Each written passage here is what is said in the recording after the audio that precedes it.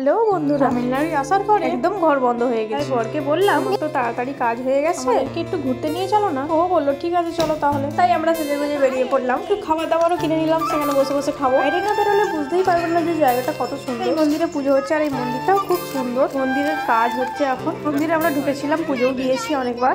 আগের বার যখন চেন্নাই এসেছিলাম তখন। এখন আসা হয়নি, বাইরে বেরোনো হয়নি। এই যে দেখো আমার ছেলে মেয়ে কত সুন্দর লাগছে, আমার মেয়ে নম করছে। আর এই যে হচ্ছে ঝিলের ধার, ঝিলটা দেখো কত বড়, আর এতে অনেক বড় বড় মাছ আছে। এখন কিন্তু আমার বর এখান থেকে মাছ ধরে নিয়ে যেত। এই যে রাস্তাটা দেখছো, এই রাস্তাটা কিন্তু নতুন তৈরি হচ্ছে আর ঝিলের পাড়গুলো বাঁধা হচ্ছে। ঝিলটা কিন্তু কিছুদিন আগে শুকনো হয়ে গেছিল আর অনেক মাছ ধরে নিয়ে গেছিল আমার বড় ওরে। তখন আমি আসিনি, পানিতে নিয়ে গেছিল। ছেলে কি বলছে শোনো।